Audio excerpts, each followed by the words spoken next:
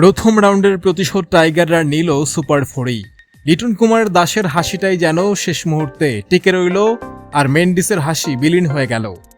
169 রানের টার্গেটে খেলতে নেমে শুরু থেকেই টাইগাররা ভালো খেলছিল, যদিও মাঝখানে খানিকটা ধাক্কা গেছে, তবে সেটা সামলে নিয়েছেন সাইফ হাসানের সেই দুর্দান্ত শুরু এবং তৌহিদ হৃদয়ের দারুণ ব্যাটিংয়ে বাংলাদেশ শ্রীলঙ্কাকে হারিয়ে দিয়েছে সুপার 4-এর এই গুরুত্বপূর্ণ ম্যাচে।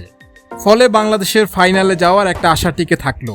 যেই শ্রীলঙ্কার কাছে হেরে বাংলাদেশ সুপার 4-এ যাবে কিনা সেটা একরকম নড়বড়ে হয়ে গিয়েছিল, সেই শ্রীলঙ্কাকে হারিয়ে বাংলাদেশ ফাইনালে যাওয়ার অন্যতম প্রতিদ্বন্দ্বী হয়ে টিকে রইল।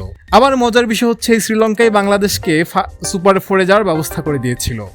লিটন কুমার দাসরা আগের ম্যাচগুলোতে নড়বড়ে থাকলে এই ম্যাচটা অনেকখানি কনফিডেন্সের সঙ্গে খেলেছেন এবং এক বল হাতে রেখেই 4 উইকেটের জয় ছিনিয়ে নিয়েছেন, যেটা বাংলাদেশের জন্য একরকম স্বস্তিদায়ক। বিশেষ করে টুর্নামেন্টের পরের ধাপে যাওয়ার জন্য টিকে থাকা, কন্টেস্টে টিকে থাকা, এটা একটা গুরুত্বপূর্ণ পদক্ষেপ হয়ে থাকলো।